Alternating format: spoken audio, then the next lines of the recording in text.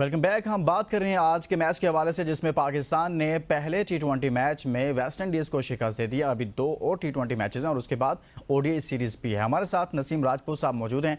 नसीम राजपूत साहब, अगर हम जब बॉलिंग की बात करते हैं, ब्रेक पर जाने से पहले आपने शाहीन अफरीदी के हवाले से बात की, सलमान मिर्जा, अहमद दानियाल पर बात की, लेकिन आज हारिस रऊफ काफ़ी महंगे साबित हुए हैं। 4 ओवर्स में 41 रन दिए हैं। हारिस रऊफ कभी कभार तो लगता है अच्छी बॉलिंग कर रहे हैं, लेकिन बहुत ज़्यादा मरतबा हमें ऐसे लगता है कि हारिस साहब को फेंटा पड़ रहा है। सर, इनकी बॉलिंग में मसले मसाइल क्या हैं कि डेथ ओवर्स में इनसे कभी भी ऐसा नहीं हुआ कि इन्होंने बहुत अच्छे ओवर्स किए हों? देखिए, आपकी ये मेन बॉलर्स थे, क्यों खराब हुए? नसीम शाह की बॉलिंग में इतना फर्क कैसे आ गया कि अब वो कहीं पर भी दिखाई नहीं दे रहे हैं? शाहीन, हारिस और नसीम, ये 3 आपके मेन बॉलर हुआ करते थे। इनके साथ कभी हसनैन आ जाते थे, कभी कोई और बॉलर आके थे, इनका हेल्प किया करते थे, क्योंकि तीनों यंग हैं। ऐसा नहीं है कि तीनों की एज खत्म हो गई है, लेकिन नसीम की परफॉर्मेंस का मेयार भी नीचे आया, हारिस की परफॉर्मेंस का मेयार। हारिस जैसे बॉलर बहुत कम होते हैं टीम में यार, जो इस पेस के साथ बॉल करें कि बैट्समैन थोड़ा घबराए, लेकिन हम खुद हारिस से घबरा रहे हैं कि हारिस हर मैच में आके 40 रन दे रहे हैं, 42 रन दे रहे हैं, 43 रन दे रहे हैं। क्योंकि हारिस को भी आप कभी किसी सीरीज में इन करते हैं, किसी मैच में इन करते हैं, किसी मैच में बाहर करते हैं जी। आप कंसिस्टेंसी अपने प्लेयर्स के साथ नहीं दिखा रहे। देखिए, मैंने जैसे कहा कि अब हारिस की परफॉर्मेंस, और मैं आपको एक बात बताऊं, मुझे ऐसा लगता है सोर्सेज भी कुछ इस चीज को कंफर्म करते हैं कि लाहौर कलंदर्स की मैनेजमेंट में अब आकिब जावेद साहब नहीं है, उनका कोई रोल दिखाई नहीं दे रहा, और ऐसा लगता है कि लाहौर कलंदर्स के प्लेयर थोड़े से ज्यादा डिस्टर्ब आकिब जावेद साहब के कलंदर्स छोड़ने के बाद।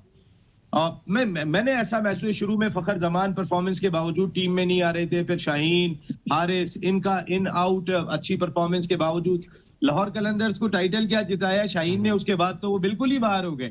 क्यों? आकिब जावेद अगर कोच नहीं थे तो क्या वो तो बगैर कोच के जीत गए? वो समीन राना अकेले दिखाई दिए, वो काफी थे।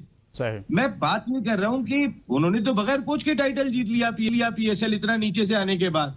तो हमें यहाँ पे ना अपनी पसंद नापसंद, जाती नाराजगियां पीछे रख देनी चाहिए और फैसले पाकिस्तान क्रिकेट के मुफाद में करने चाहिए। जैसे मैंने आपको बात कही कि आपने दिल तोड़ा है यहाँ पे अहमद दानियाल का और सलमान मिर्जा का। जिस तरीके से आपके स्पिनर्स ने सीरीज जिताई, टेस्ट सीरीज में स्पिनर एक भी नहीं लेकर गए, आप दोनों को यहाँ छोड़ के चले गए। भाई, किसी एक का तो मोराल बढ़ाते, उसको ले जाते साउथ अफ्रीका। और इस तरह के फैसलों का यकीनन पाकिस्तान को नुकसान होता है। और फिर ऐसे ही होता है, कभी हम चैंपियंस ट्रॉफी में पहले 4 दिन में बाहर हो जाते हैं, कहीं पर हम पहले ग्रुप मैचेस में ही आप बुरे तरीके से बाहर हो जाते हैं। ये सब चलता आ रहा है पाकिस्तान के साथ, इसी वजह से कि हम फैसले बेहतर नहीं कर पाते, टैलेंट की कमी नहीं है। नसीम राजपूत साहब, साइम अयूब के हवाले से जब बात होती थी, जब से वो इंजरी के बाद वापस आए, तो उस तरह से वो उस कलर में नज़र नहीं आ रहे थे जिस तरह से वो इंजर्ड होने से पहले हमें नज़र आ रहे थे। तो आज उनकी जानिब से एक अच्छी इनिंग खेली गई है, जिसमें बेहतरीन बैटिंग की है। उन्होंने 57 रन किए हैं, जिसमें 5 चौके 2 छक्के भी शामिल है। 150 का उनका स्ट्राइक रेट है। एशिया कप से पहले साइम का फॉर्म में आना कितनी बड़ी पाकिस्तान के लिए अच्छी खबर है? ये लुकमान साहब, अभी एक इनिंग हुई है। साइम अयूब ने जो है वो पहले परफॉर्म करने के लिए 22 मैच लिए थे। इंजरी के बाद से जब से वो आए, आप पीएसएल पूरा उठा के देख ले और अब तक की क्रिकेट, वो ड्रॉप नहीं हुए, वो हर मैच खेले।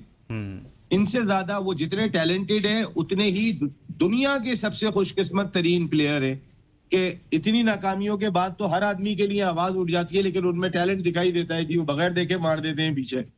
वो तो बड़ा वो लाजवाब टैलेंट है भाई। लाजवाब टैलेंट जब है कि जब आप ग्राउंड में परफॉर्म करोगे, वो टैलेंट है। एक भी कंसिस्टेंसी, 150 नहीं चाहिए। कितने मैचों के बाद आपकी मैं 50 देख रहा हूं। कभी आप रन आउट हो जाते हैं अजीब अंदाज से, कभी आप किसी के तरीके से आउट हो रहे, तो कंसिस्टेंसी नहीं है। साइम अयूब का जो पोटेंशियल है, साइम अयूब अपनी इंजरी से पहले थोड़ा सा इंसाफ करते हुए दिखाई दे रहे थे अपने पोटेंशियल से, जब वो मुसलसल रन्स कर रहे थे, लेकिन अनफॉर्चुनेटली उनकी इंजरी हो गई।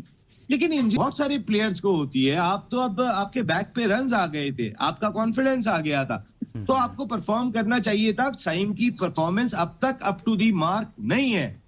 सही। और अगर वो नहीं है तो फिर आपको देखना चाहिए, आपको हर हाल में फिर फखर और साहबजादा फरहान को ट्राई करना चाहिए। अगर नहीं है तो फिर, अगर रन नहीं कर रहे तो सिर्फ भाई खेलता बहुत अच्छा है, बड़ा शीशा प्लेयर है, वो शीशा प्लेयर का जमाना चला गया भाई।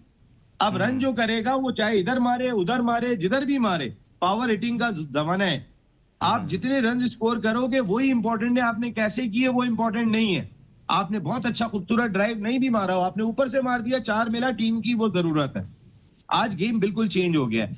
अगर सही से रन नहीं हो रहे तो मेरे ख्याल में, मैं पर्सनली समझता हूँ, 2 बड़े टूर्नामेंट आ रहे हैं आपके, एशिया कप और उसके बाद वर्ल्ड कप। मेरी अपनी जाती राय में, नॉट एज ए ओपनर, मैं फिर कह रहा हूं, not as a opener but as a one down batter, Babar Azam को आपको जरूर ट्राई करना चाहिए before Asia cup and before वो इस टीम में भी नहीं है। लेकिन मैं 3 नंबर पे भाई इसलिए क्या बाबर बात कर रहे हैं आप सर, क्या बात कर रहे हैं आप? बाबर आजम के हवाले से तो ये बताया जा रहा है कि वो पाकिस्तान क्रिकेट बोर्ड के T20 फॉर्मेट को लेकर उनके फ्यूचर प्लान्स में नहीं है। 2026 के वर्ल्ड कप में, एशिया कप को लेकर वो नहीं है, और बहुत सारे लोग खुश हैं कि वो नहीं है। सर, आप कह रहे हैं कि उनको होना चाहिए। पाकिस्तान क्रिकेट बोर्ड में सुबह सो के उठते हैं तो अजीब से फैसले होते हैं, तो ये कोई अचंभे। मैं किस लिए कह रहा हूँ लुकमान भाई, जी जी, मैं इसलिए कह रहा हूँ कि मैंने क्रिकेट बहुत फॉलो की है। दुनिया की हर टीम उठा के देखेंगे, उसके अंदर एक रिलायबल बैटर जरूर होता है जो बारी लेकर चले। विराट कोहली ने इतनी क्रिकेट खेली 3 नंबर पर आके, वो बारी लेके चलते थे। केन विलियमसन इतनी क्रिकेट खेले, वो बारी लेके चलते थे। जो रूट ने इतनी T20 क्रिकेट खेली, वो बारी लेके चलते थे। मैं इस इनएक्सपीरियंस बैटिंग लाइनअप के अंदर कोई ऐसा प्लेयर नहीं देख रहा कि जो शीट एंकर रोल, अगर ऊपर से 2-3 आउट हो जाए तो बारी को लेकर चल सके। मुझे कोई ऐसा प्लेयर इस टीम के अंदर दिखाई नहीं देता। मैं फिर कह रहा हूं, सलमान अली आगा भी नहीं है उस रंग में नजर आते आपको? देखिए, सलमान अली आगा 5 या 6 नंबर पे आके बैटिंग करें, 3 नंबर पे आके बैटिंग ना करें, मेरा मशवरा ये है। क्योंकि मैं बाबर को फिर कह रहा हूं, बाबर और रिजवान ने पाकिस्तान T20 टीम को तबाह कर दिया, तबाह, एज ए ओपनर। वो ओपनर थे ही नहीं, किसी सूरत में भी नहीं थे।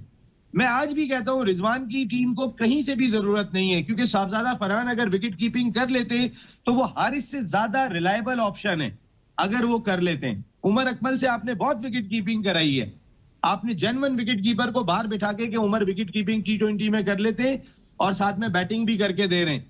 तो साहबजादा फरहान को आप ट्राई आउट करें, क्योंकि हारिस में कंसिस्टेंसी दिखाई नहीं दे रही, उनके रन्स में वो एग्रेशन तो दिखाई दे रही है जो मॉडर्न डे क्रिकेट की है।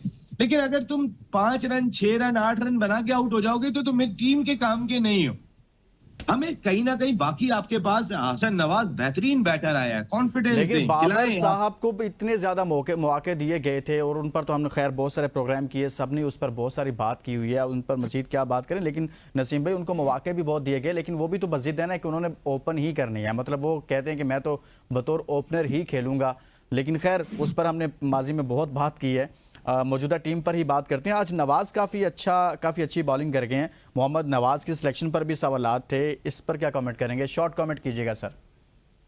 भाई, आज उनकी ऑलराउंड परफॉर्मेंस थी। 24 रन उन्होंने 18 गेंदों पे स्कोर किए, 133 के स्ट्राइक रेट से, और 3 आउट भी किए 23 रन देके।